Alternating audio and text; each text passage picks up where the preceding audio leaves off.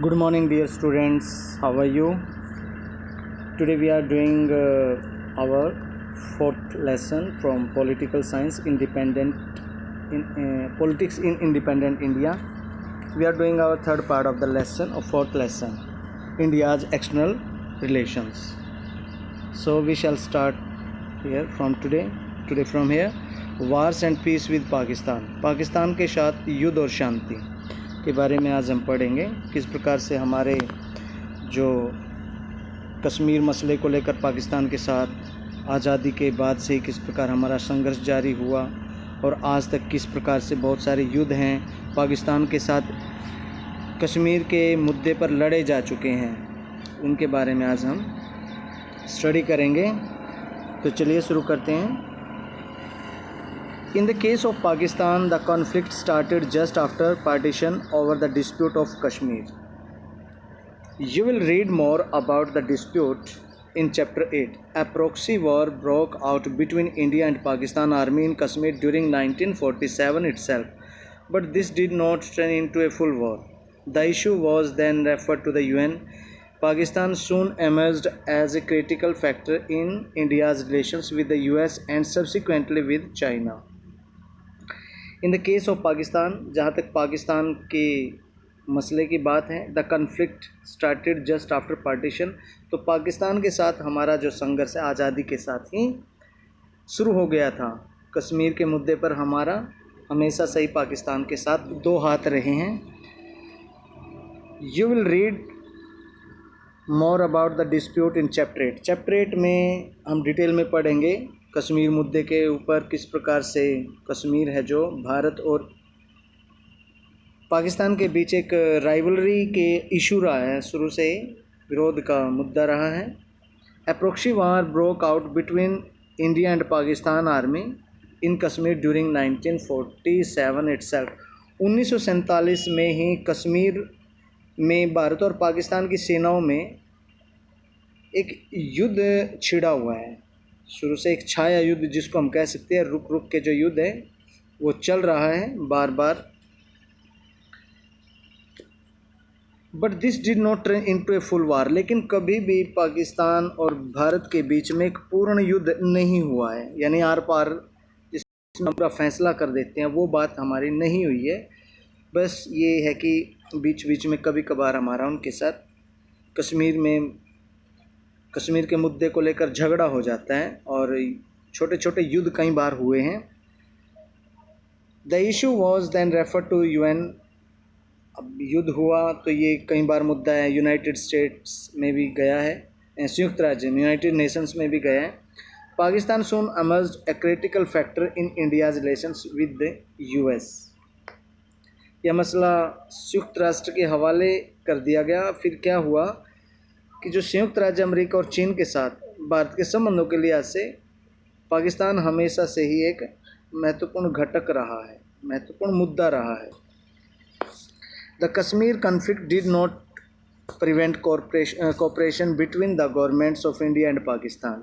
Both the governments worked together to restore the women abducted during partition to these original families.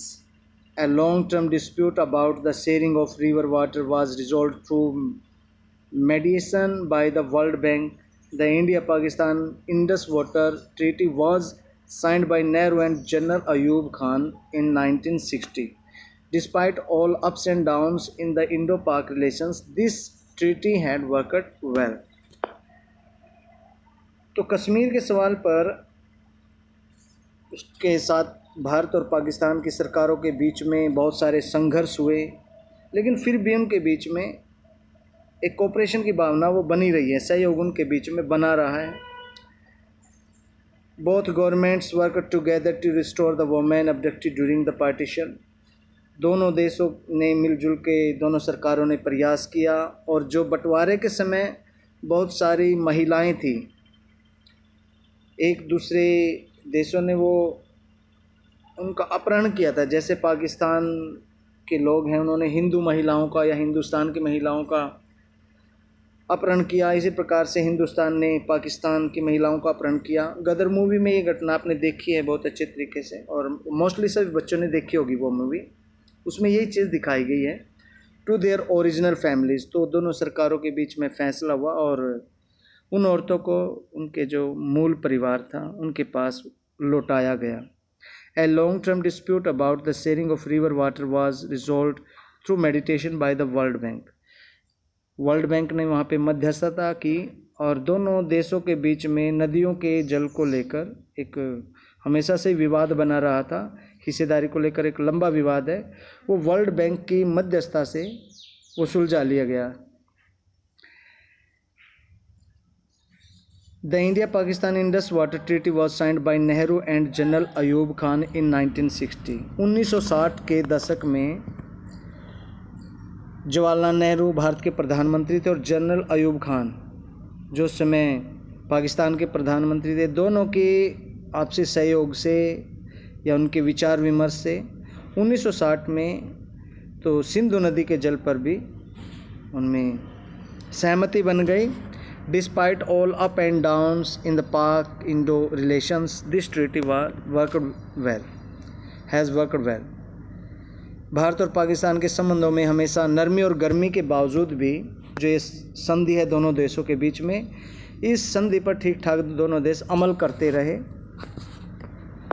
A more serious armed conflict between the two countries began in 1965, as you would read in the next chapter. By then Lal Bahadur Shastri had taken over as the Prime Minister. In April 1965, Pakistan launched armed attacks in the Run of Kutch area of Gujarat. This was followed by a bigger offensive in Jammu and Kashmir in August-September month. Pakistani rulers were hoping to get support from the local population or public of Jammu and Kashmir, but it did not happen. In order to escape the pressure on Jammu front, Shastri ordered Indian troops to launch a counter-offensive on the Punjab border. In a fierce battle, the Indian army reached close to Lahore. A more serious armed conflict between the two countries began in 1965.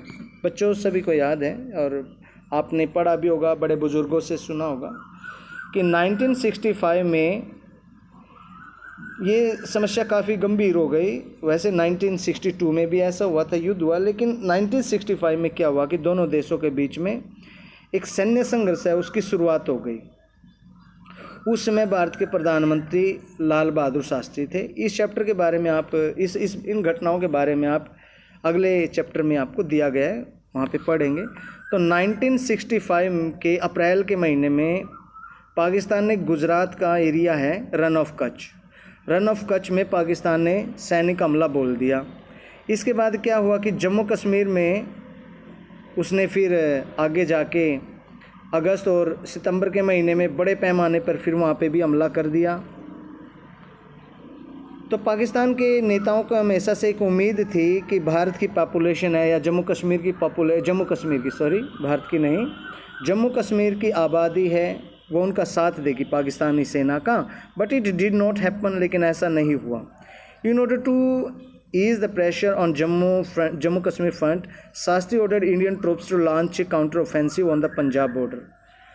अब कश्मीर के मोर्चे पर पाकिस्तानी सेना की बढ़त को रोकने के लिए प्रधानमंत्री लाल बहादुर शास्त्री जो तत्कालीन प्रधानमंत्री थे, उन्होंने क्या किया कि पंजाब की सीमा की तरफ से जवाबी हमला कर दिया कि उधर वो जम्मू कश्मीर में उलझे हुए हैं, तो यहाँ से हम जवाब में क्या करें, पंजाब में उन्होंने हमला कर दिया। आगे बढ़ने के लिए दोनों देशों की सेनाओं के बीच में पंजाब क्षेत्र में बहुत ही घनघोर लड़ाई हुई और भारत की सेना आगे बढ़ते हुए लाहौर तक पहुँच गई। लाहौर जो पाकिस्तान की राजधानी है, वहाँ तक भारतीय सेना पहुँच गई। The hostilities came to an end with the UN intervention. Later, Indian Prime Minister Lal Bahadur Shastri and Pakistan General Ayub Khan signed the Tashkent agreement. बेटा ताशकंद एग्रीमेंट मतलब आपने काफ़ी बार सुना होगा, ये ताशकंद समझौता इसी को बोलते हैं। तो यहाँ पे hostilities came to an end and the UN intervention. तो संयुक्त राष्ट्र संघ ने इस लड़ाई में हस्तक्षेप किया और उसके हस्तक्षेप होने के बाद ही ये लड़ाई रुक पाई। तो उसमें क्या हुआ, बाद में जो Indian prime minister Lal Bahadur Shastri थे और पाकिस्तान के जनरल थे उस समय अयूब खान, उन्होंने ताशकंद में एक समझौता हुआ। और याद रखना बच्चों, इस ताशकंद समझौते के बाद लाल बहादुर शास्त्री वहाँ से मृत आए थे, ये बात याद रखें। लेकिन आज तक इस चीज़ का हमें पता नहीं लगा, हम इस चीज़ की इन्वेस्टिगेशन अच्छे तरीके से नहीं हो पाई कि वो हार्ट अटैक से मरे थे या कोई और अन्य कारण था। खैर छोड़िए, अभी फ़िलहाल इन चीज़ों को, हम मुद्दों को ध्यान देंगे बच्चे और देखेंगे कि वास्तव में हुआ क्या था। उसके लिए आप समय निकालें, खोज करें। आप बड़े हो चुके हैं, समझदार हो चुके हैं, इन चीज़ों पे आपने ध्यान देना है। तो अयूब खान और भारतीय प्रधानमंत्री तत्कालीन जो लाल बहादुर शास्त्री जी थे, उस समय वो वहाँ पे वीर गति को प्राप्त हुए थे। हम तो यही बोलेंगे, वीर गति को प्राप्त हुए वो वहाँ पे। Brokered the Soviet union brokered by the Soviet Union in January 1966. Though India could inflict considerable military loss on Pakistan, the 1965 war added to India's already difficult economic situation. तो लाल बहादुर शास्त्री और पाकिस्तान के जनरल थे अयूब खान, उनके बीच में 1966 में ये समझौता हुआ था। ताश के समझौते के नाम से जाना जाता है। यहाँ पे सोवियत संघ ने मीडिएटर की भूमिका निभाई थी, उन्होंने मध्यस्थता की थी इसमें। लेकिन 1965 की जो लड़ाई थी उसमें भारत ने पाकिस्तान को बहुत ही ज़्यादा हानि पहुंचाई थी, सैन्य हानि पहुंचाई थी। और इस युद्ध से भारत की कठिन आर्थिक स्थिति के दौर से गुजर रहा था। उस समय आपको याद होगा अकाल पड़ा हुआ था पूरे देश में, खाद्यान्न की कमी थी। और इसी दौरान जो भारत को पाकिस्तान की तरफ से हमला भी झेलना पड़ा, उसका भी जवाब दिया, बहुत अच्छे तरीके से जवाब दिया गया। 1965 में सैन्य हानि हुई थी बहुत ज़्यादा पाकिस्तान की, और युद्ध से भारत को काफ़ी नुकसान हुआ, और वो नुकसान था आर्थिक नुकसान। बांग्लादेश वार 1975. Beginning in 1970, Pakistan faced its biggest internal crisis. The country's first general election produced a split verdict. Zulfikar Ali Bhutto's party emerged a winner in the West Pakistan, while the Awami League led by Sheikh Mujib ur Rahman swept through East Pakistan. The Bengali population of East Pakistan had voted to protest against years of being treated as second-class citizens by the rulers based in West Pakistan.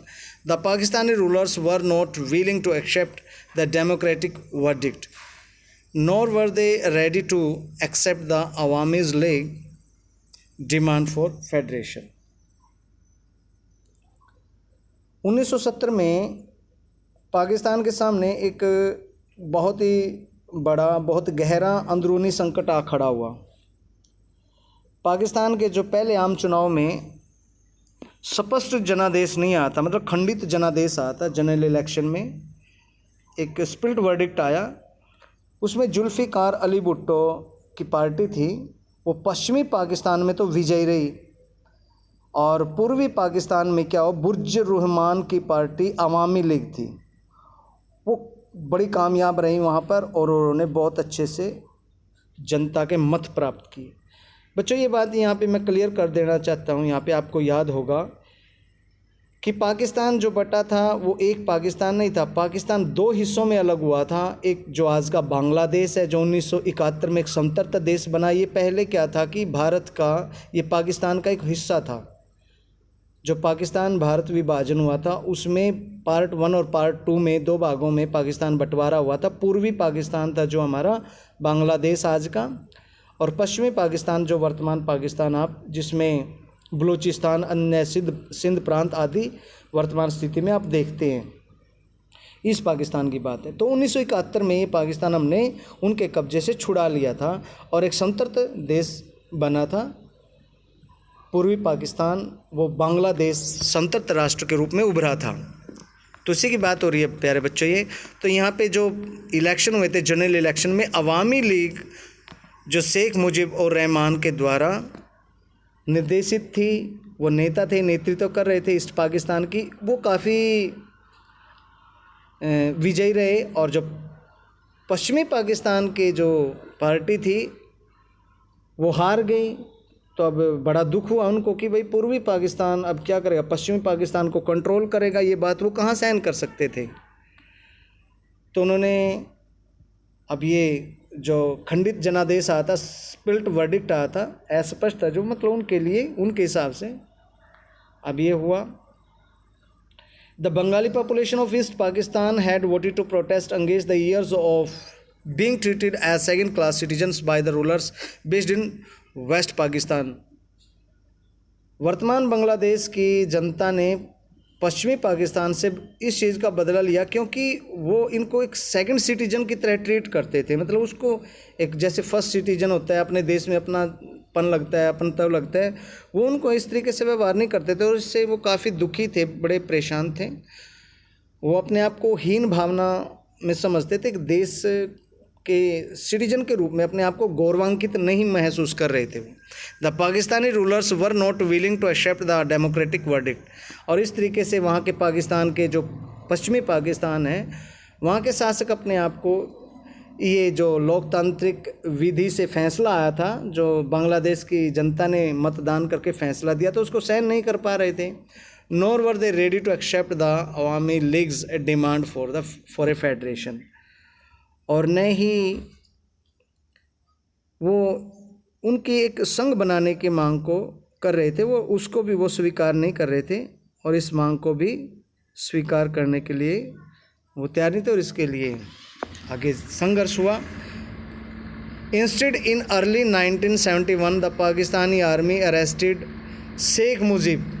तो अब क्या किया, जो Pakistani army ने शेख मुजीब को arrest कर लिया। भाई क्यों इतने वोट लिए आपने, मतलब क्यों वोट लिए, समझ रहे हो ना आप, भाई क्यों जनता ने इसको इतने वोट दिए, वो खिद से भरे हुए थे। Unleashed a reign of terror on the people of East Pakistan. In response to this the people started a struggle to liberate Bangladesh. अब इसके प्रति जवाब में क्या किया कि वो उसको गिरफ्तार कर लिया गया। तो इसके बदले में बांग्लादेश के लोगों ने उनके विरुद्ध संघर्ष कर दिया आज़ादी के लिए। Throughout 1971 India had to bear the burden of about 80 lakh refugees who fled East Pakistan and took shelter in the neighboring areas in India. India extended moral and material support to the freedom struggle in Bangladesh. Pakistan accused India of a conspiracy to break it up.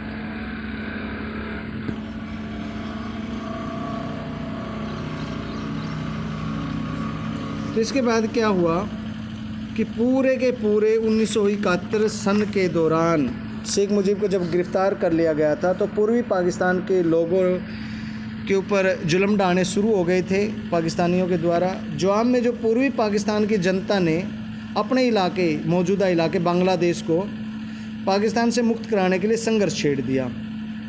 1971 में पूरे साल भारत में 80 लाख शरणार्थी है, उनका बोझ भारत को वहन करना पड़ा था। और आज बच्चों ये हम CA लेके आए हैं, सिटीजन अमेंडमेंट एक्ट है जो लागू हुआ है। ये बेटा कह रहे हैं ना कि नागरिकता देने के लिए, तो वहाँ पे वो बंटवारे के समय तो वहाँ चले गए, अब वो हमारे देश में, भारत में आए हुए हैं। अब उनको हम भारत का या तो नागरिक बनाएं या फिर उनको वापस भगाएं यहाँ से, क्योंकि अपने देश में जाएं, भाई बंटवारा तो हुआ है ना। तो अब ये भारतीय सरकार करना चाहती है, इसके विरुद्ध यहाँ पे संघर्ष हो रहा है कि भाई ऐसे क्यों करना चाहती है गवर्नमेंट। बेटा एक देश में हम रह रहे हैं तो कुछ डॉक्यूमेंट्स होते हैं, लीगल हमारे पास सर्टिफिकेट होता है कि हम किस प्रकार से उस देश के वास्तविक नागरिक कहलाने के लिए अधिकारी होंगे। नहीं तो हम आतंकवादी घटनाओं में भी संलिप्त होंगे, चोर डकैती ऊंचाई कुछ भी हम वहाँ पे कार्य करने में होंगे। तो इसके लिए हमें क्या करना पड़ेगा, तो डॉक्यूमेंट बनाने पड़ेंगे। अब इसका विरोध हो रहा है, वो गलत हो रहा है, तो ये चीज़ है। तो उस समय केवल उसी समय 80 लाख जो बांग्लादेशी हमारे देश में आ गए और बिना किसी डॉक्यूमेंट के रह रहे, तो 1 साल भर के लिए हमें उनको अपने देश में वो वहन करना पड़ा था। India extended moral and material support to the freedom struggle in Bangladesh. Pakistan accused India of a conspiracy to break it up.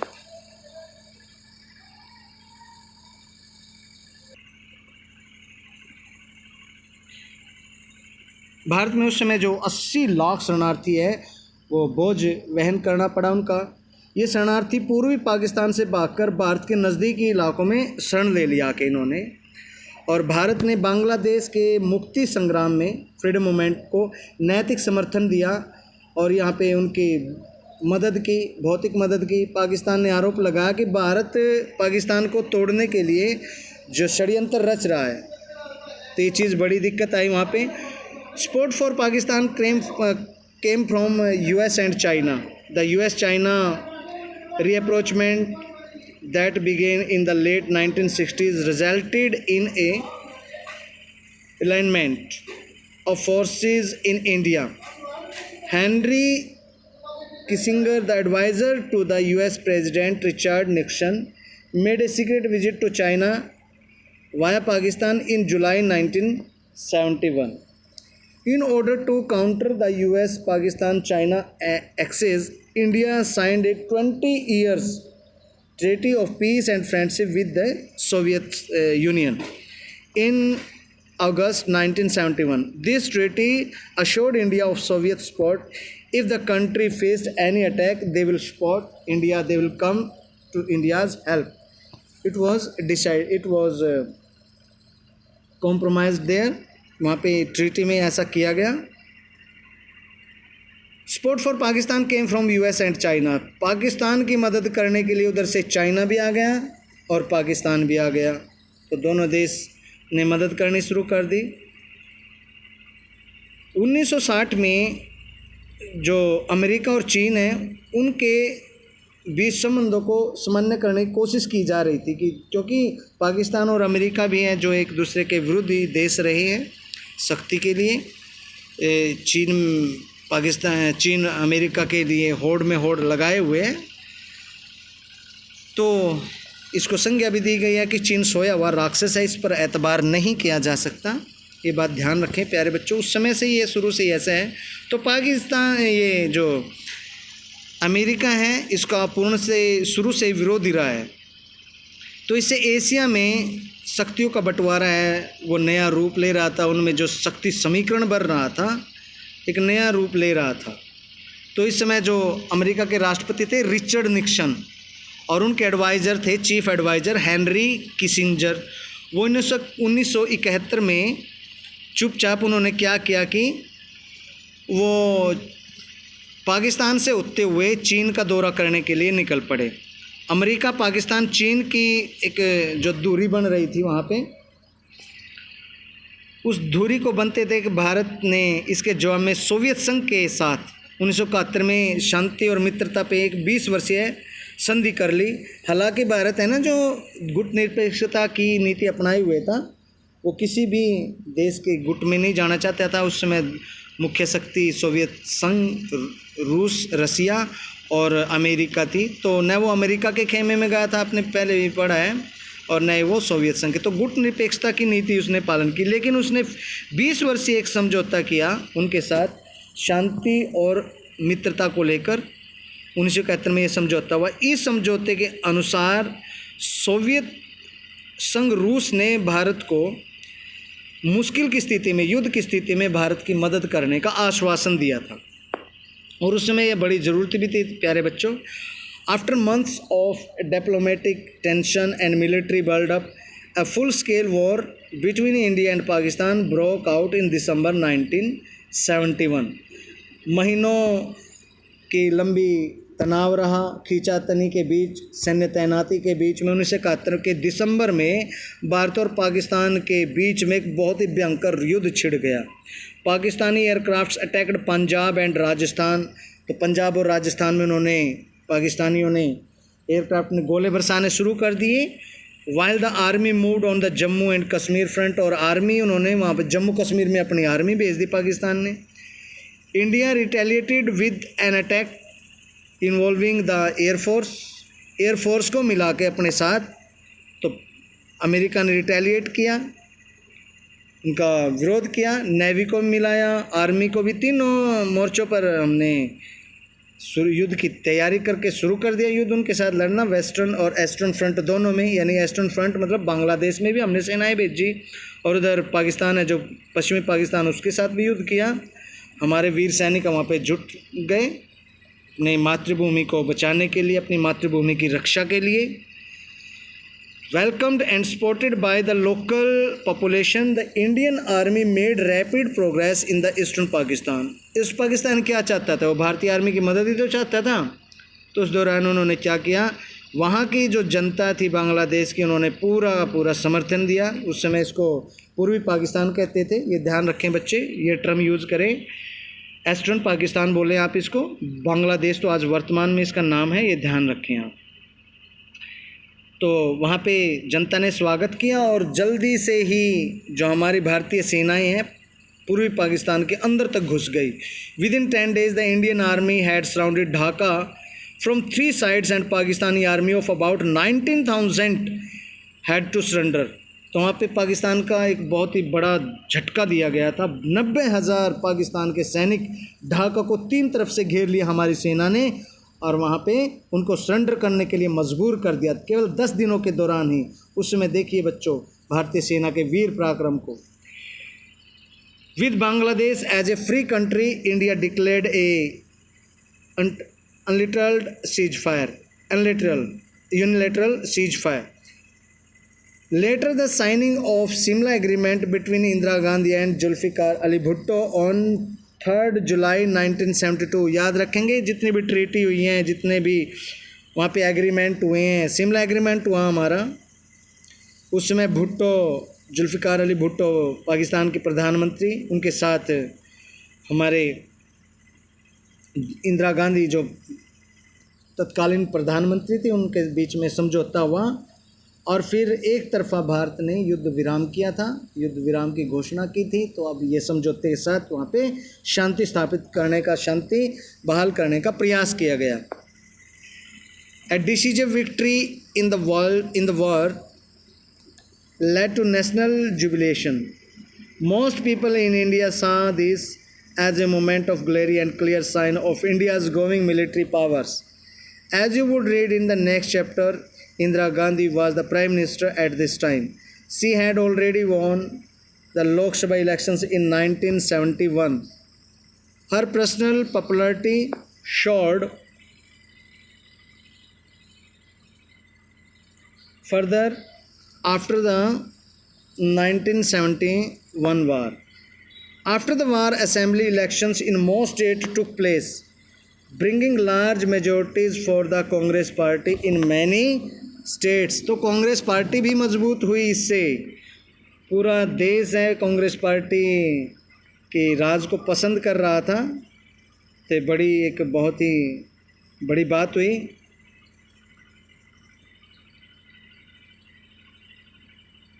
अब क्या हुआ, रिटर्न टू पीसीस, तो ये समझौता हो गया। A decisive victory in the war led to national जुबिलिज्म।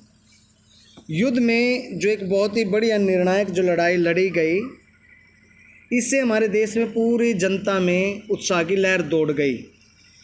अधिकतर most people in India saw this as a moment of glory and clear sign of India's growing military powers. तो अधिकांश जो भारतीय थे उन्होंने इसे गौरव की घड़ी के रूप में देखा। उनके अंदर मातृभूमि के प्रति एक स्वाभिमान की भावना हिलोरे ले रही थी, और उन्होंने भारतीय सैनिकों के पराक्रम को देखा था। आपको अगले चैप्टर में ये बातें और ज़्यादा पढ़ने को मिलेंगी। Indira Gandhi was the prime minister at that time. उस समय देश की प्रधानमंत्री इंदिरा गांधी थी। सशक्त प्रधानमंत्री के रूप में जाना गया इनको, बहुत ही पावरफुल, जैसे नरेंद्र मोदी जी आज ऐसे ही बड़े गहरे निर्णय लेती थी। तो उनकी लोकप्रियता और बढ़ गई, उसको 4 चांद लगाए इस समय पर। She had already won the Lok Sabha election, उसने 1971 में जो लोकसभा के हमारे चुनाव हुए थे उन चुनाव में तो जीत हासिल की ही थी, लेकिन इससे उसकी पर्सनल जो पॉपुलैरिटी है वो भी जनता में काफ़ी ऊंचे उठ चुकी थी, शॉर्ड हाई, वो काफ़ी ऊंचे पहुंची थी। और उस समय हरियाणा के पूरे देश के अंदर राज्य स्तर पर चुनाव होने थे। अब वो राज्य चुनाव हुए तो अधिकतर जितने भी राज्यों में विधानसभा के चुनाव हुए, अनेक राज्यों में कांग्रेस पार्टी है वो बहुमत में आई। India with its limited resources had initiated development planning, however conflicts with neighbours derailed the 5-year plans. The scarce resources were diverted to the defense sector, especially after 1962, as India had to embark on a military modernization drive. The Department of Defense Production was established in November 1962 and the Department of Defense Supplies in November 1965. The third plan 1961 to 1966.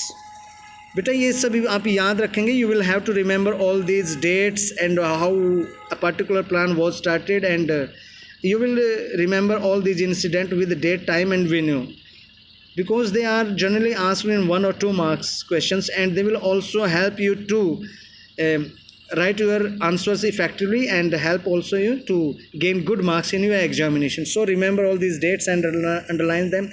These dates and venues and incidents are very important. Yes, please do remember them. They will help you a lot. Annual plans and the fourth plan could be initiated only in 1969. India's defense expenditure increased enormously after the wars.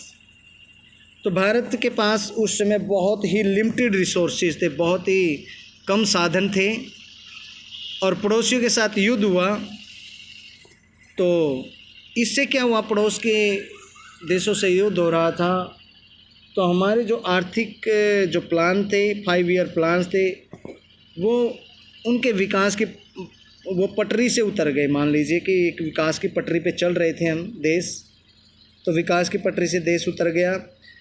1962 के बाद 1962 के बाद भारत ने अपने थोड़े बहुत संसाधनों के साथ, रिसोर्सेज के साथ अपनी रक्षा की थी, अपने देश के रक्षा में ये लगाए थे। और भारत का जो सैनिक ढांचा है, डिफेंस सिस्टम है, डिपार्टमेंट ऑफ डिफेंस है, तो उसका भी आधुनिकीकरण करना पड़ा था।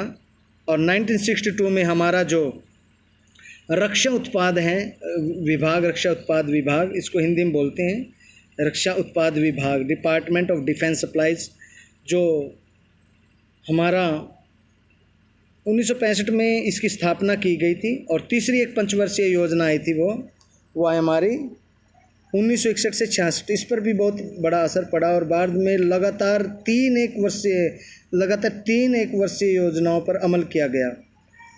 चौथी पंचवर्षीय योजना 1962 में शुरू की गई और युद्ध के बाद भारत का रक्षा खर्च है वो बहुत ही ज़्यादा एक्सपेंडिचर वो बढ़ गया था। तो प्यारे बच्चों, आज के लिए इतना ही काफ़ी है। कल को हम इंडियाज़ न्यूक्लियर पॉलिसी, भारत की परमाणु नीति के बारे में पढ़ेंगे।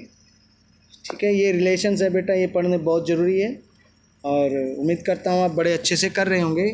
इसके अलावा अगर आप थोड़ा सा यहाँ पे आके देख लिए, कारगिल के बारे में हम थोड़ा पढ़ लेंगे। ये जो हमने छोड़ दिया था यहाँ पे, एक ये चीज़ें नहीं छोड़नी होती। कारगिल ये तो हमारे सामने, हम 10th 12th में स्टूडेंट थे उस समय, और उसमें कारगिल युद्ध हुआ था बेटा 1999 में, रेडियो पे सुनते थे हम। तो in the early part of 1999 several points of the Indian side of LOC in Moscow, Dras, Kakashar और Batalik areas were occupied by forces claiming to be Mujahideen. Suspecting involvement of the Pakistan Army, Indian forces started reacting to this occupation. This led to the confrontation between the two countries. This is known as Kargil conflict. This conflict went on during May and June 1999. By 26 July 1999, India had recovered control of many of the lost points. The Kargil conflict drew attentions worldwide for the reason that only 1 year prior to that, both India and Pakistan had attained nuclear capability. However, this conflict remained confined only to Kargil region. In Pakistan, this conflict has been source of a major controversy, as it was alleged later that Prime Minister of Pakistan was kept in the dark by the army chief. Soon after the conflict, the government of Pakistan was taken over by the Pakistan Army led by the Army Chief General Pervez Musharraf. तो प्यारे बच्चों, इसमें क्या हुआ कि 1999 के शुरुआती महीने में भारत के इलाके की एक नियंत्रण सीमा है, उसके कई ठिकाने थे, जैसे द्रास, मास्को है, काक्शर और बतालिक। यहाँ पर मुजाहिदीन बतालिक पर अपने को मुजाहिदीन बताकर कब्जा कर लिया कि हम मुजाहिदीन हैं, और पाकिस्तानी सेना किसमें मिली भगती थी। तो ये बात हम भारतीयों ने भांप ली, हमारी सेना ने भांप ली और इस कब्जे के खिलाफ वो हरकत में आए। इससे दोनों देशों के बीच में बहुत ही गहरा युद्ध छिड़ गया था और कारगिल की लड़ाई के नाम से इस युद्ध का नाम पड़ा। 1999 में मई जून में ये लड़ाई और जारी रही। 26 जुलाई 1999 तक भारत अपने अधिकतर ठिकानों पर अधिकार प्राप्त वापस उन्होंने उनको खदेड़ दिया और अपना अधिकार प्राप्त कर लिया। कारगिल की लड़ाई में पूरे विश्व का ध्यान इसकी दोनों देशों की ओर आया था, क्योंकि इससे 1 साल पहले दोनों देशों ने परमाणु हथियार बनाने की अपने भी दोनों के पास परमाणु हथियार और परीक्षण कर चुके थे दोनों देश। हालांकि यह लड़ाई सिर्फ कारगिल के इलाके तक ही सीमित रही। पाकिस्तान में इस लड़ाई को लेकर बहुत विवाद मचा था। कहा गया था कि सेना के प्रमुख ने प्रधानमंत्री को इस मामले में अंधेरे में रखा था कि क्या स्थिति और क्या वहाँ पे नहीं है। तो इस लड़ाई में तुरंत बाद पाकिस्तान की हुकूमत पर जनरल परवेज़ मुशर्रफ की अगुवाई में पाकिस्तान ने नियंत्रण कर लिया था। तो उम्मीद करता हूँ बच्चों ये आपके समझ में आया होगा। तो और ज़्यादा वीडियो आपके लिए बनाएं, कैसे बनाएं, किस तरीके से आपके ज़्यादा बातें समझ में आती है, इनके लिए अगर आपको कोई समझने में दिक्कत आती है किसी भी तरीके के, मेरे बच्चों कॉल करें, व्हाट्सएप करें और अपना सभी बच्चे वर्क करके भेजें। सभी बच्चे कॉपी चेक करवाने के लिए स्कूल में 5-5 की संख्या में आ सकते हैं। सीनियर बच्चे हैं, बड़े समझदार हैं आप, तो आप अपने हिसाब से टीचर से टाइम लें, फ़ोन करें टीचर के पास और बेटा अपनी नोटबुक का वो चेक करवाएं। कोई समस्या उनसे बात करें, फ़ोन पर बात करें, व्हाट्सएप पे बात करें, उनसे